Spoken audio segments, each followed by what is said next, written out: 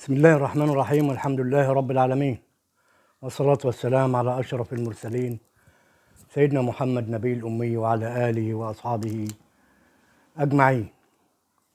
محب أبو الكباتن في كل مكان، تحية من القلب وحفظكم الله جميعا أينما كنتم.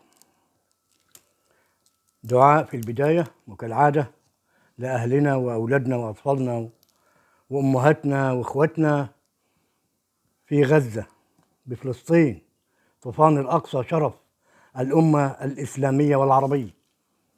اللهم سدد رميتهم وثبت أقدامهم وارحم شهدائهم واشف مصابيهم جميعا يا رب العالمين. اللهم ارحم الأطفال عصافير الجنة، اللهم ارحمهم برحمتك وخفف عنهم يا رب، خفف عن المصابين يا رب حاجة النبي.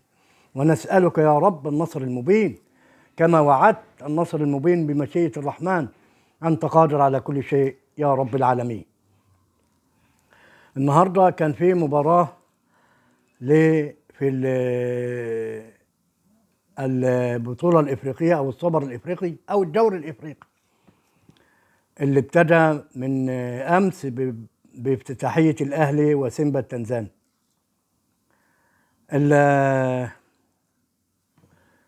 المباراة النهاردة كانت بين صن داونز وبترو أتلتيكو الكونغولي. الصن داونز الجنوب افريقي طبعا معروف، ومعروف للاهلاويه ومعروف لنا جميعا دايما حاضر معانا، دايما صن داونز حبيبنا. احنا دايما لما بنتقابل مع صن داونز باذن الله بتكون البطوله معانا، سواء ابطال افريقيا او السوبر ده في اول نسخه ان شاء الله. طالما صن داونز ناوي ومصمم انه يقابلنا، فالبطوله بتاعتنا بمشيئه الرحمن باذن الله، وتبقى النسخه الاولى للسوبر الافريقي في اهلاويه مصريه وفي دولاب بطولات النادي الاهلي بالجزيره ان شاء الله.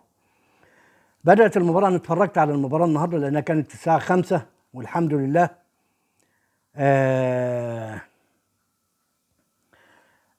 الكهرباء بتقطع عندنا من الساعه 7. الحمد لله الراجل مواظب ومستمر على العهد معانا ان شاء الله، الموظف المثالي باذن كل شابوه والف شكر، لانه لا بيتاخر ثانيه ولا بيتقدم ثانيه.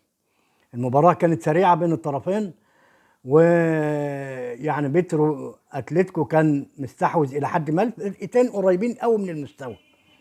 فعشان ما اطولش النهارده، يعني صن داونز فاز بهدفين رغم اضاعه صن داونز بضربه جزاء ما يعني الواد ويليامز حارس صن داونز تألق في صد ضربة الجزاء، وتألق أيضا في خلال سير المباراة. يعني هو الولد حارس المرمى غير مسار المباراة بصراحة.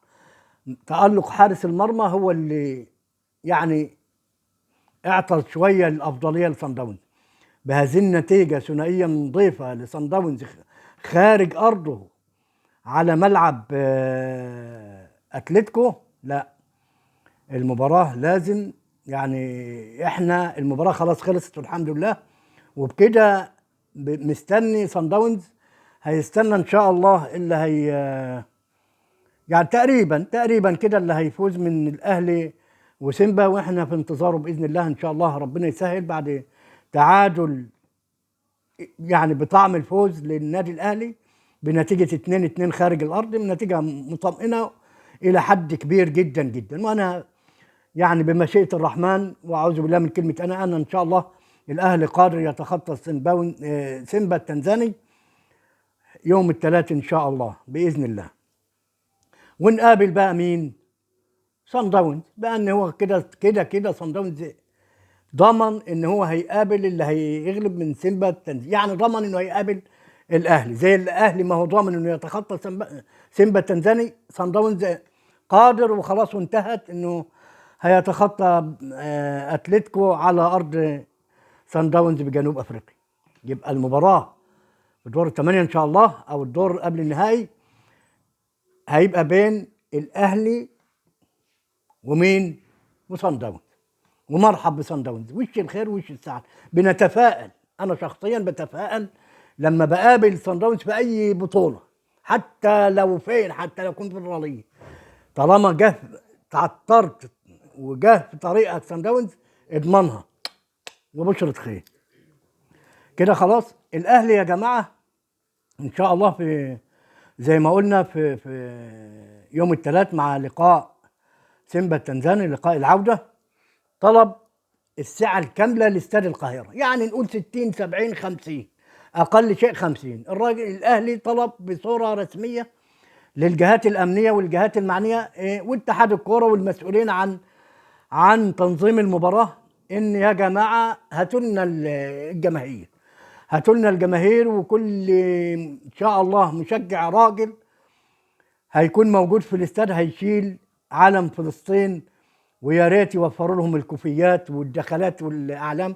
وانتوا عارفين جماهير الاهلي ملهاش اي حل في المناسبات الوطنيه اطلاقا، ما تتكلمش خالص عن جماهير الاهلي. كانت عامله حاله واحتفاليه جباره وصوره وعظمه في البحرين في مباراه نهائي السله السوبر المصري المحلي بين الاهلي وبين الزمالك، اللي فاز به ان بالبطوله النادي الاهلي بنتيجه 64 ل 60 وعوده بريمونتادا قويه وعالميه. والف مبروك للماتادورز الاهلاوي بقياده اوجستي وكتيبه السله، عملوا ملحمه تاريخيه وتشجيع رهيب لقضيه فلسطين وطوفان الاقصى المشرف للعرب وللمسلمين. عايزين يوم الثلاث تبقى حكايه وروايه، نصدر للعالم كله وخصوصا العالم الغربي والمطبعين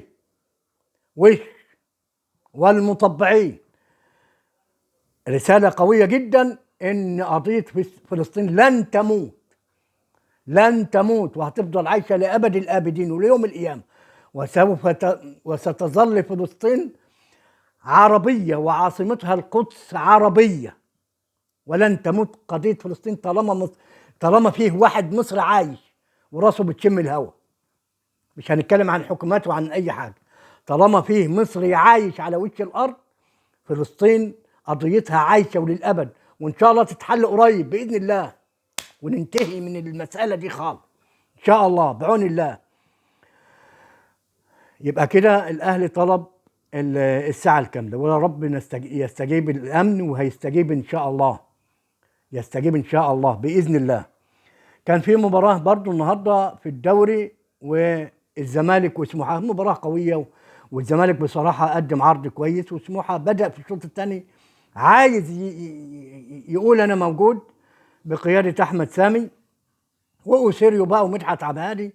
والدخله النهارده يعني بصراحه دخله محترمه، والاشارات والاعلام والكوفيات بصراحه لعيبه الزمالك يحترموا وشابوه لكل لعيب ولكل اداري في منظومه النادي الزمالك. احنا في الوقت ده ما فيش فيها بقى لا يا زناطير ولا المنافس ولا، احنا دلوقتي في ظل هذه الظروف الصعبه والصعيبه كلنا ايد واحده، زمالك اهلي اسماعيلي بورسعيدي، ما عدا المتطبع طبعا اللي ما قالش ولا كلمه لغايه النهارده، نادي الاسيوطي سابقا ده خساره فيك الاسم، الاهرامات خساره قسما بالله، خساره الاسم.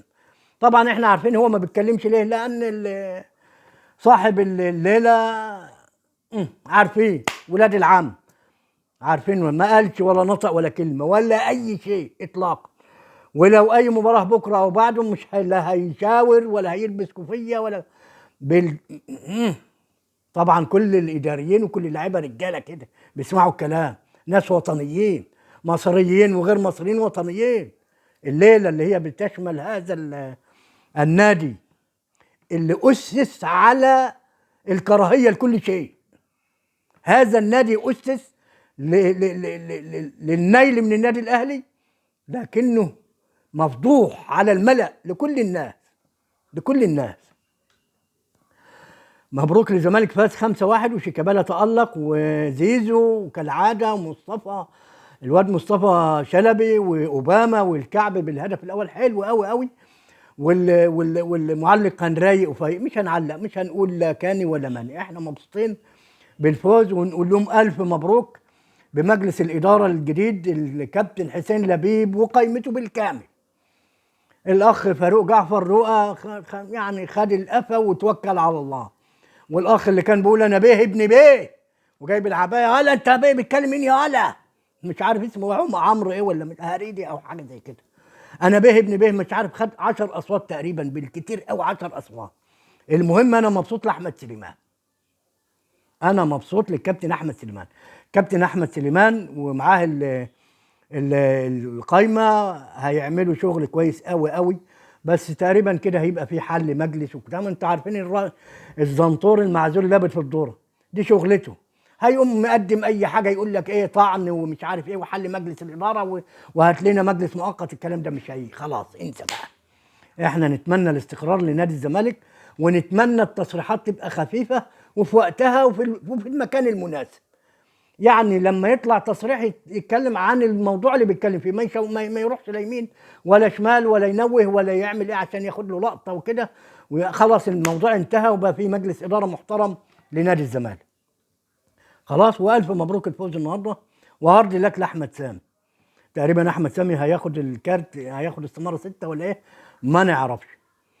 ان شاء الله احنا في انتظار مباراه الاهلي وسيمبا في العوده يوم الثلاث باذن الله.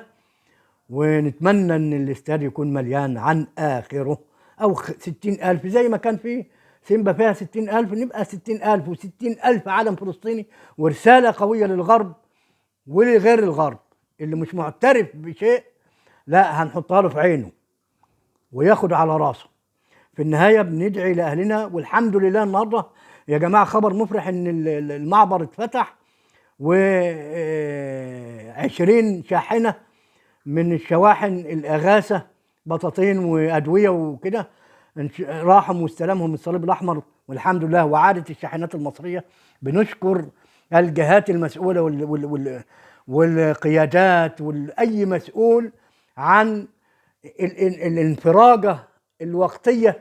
احنا نتمنى المعبر يترفع، معبر رفح المصري من ناحيه مصر ومعبر رفح الفلسطيني من ناحيه فلسطين. ما نستناش اي حد يشترط علينا، خلاص انتهى الموضوع. العقيده ما فيش فيها شيء، ما فيش فيها جدال، ما فيش فيها حوار. الارض ارض فلسطينيه والقدس عربيه وفلسطين عربيه وستظل. نتمنى المعبر يتفتح وبقيه ده 400 شاحنه.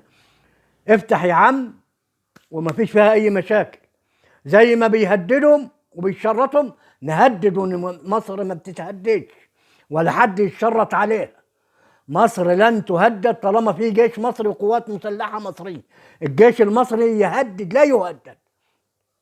وفي النهايه بقول لكم تصبحوا على خير، ودعواتكم على خير، ودعواتكم جميعا كبير وصغير، دعوات الغلابه المصريين الشقيانين، امهاتنا الطيبين وشيوخنا وابهاتنا واخواتنا المصريين غلابه، وربنا بيستجيب ان شاء الله. ربنا يستجيب لان قلبنا صافي وابيض. طول عمر المصريين كده، طول عمر المصريين يحبوا الخير للجميع وخصوصا الفلسطينيين، على راسنا وجوه عينينا. وفي الاخر اقول لكم السلام عليكم وتصبحوا على خير.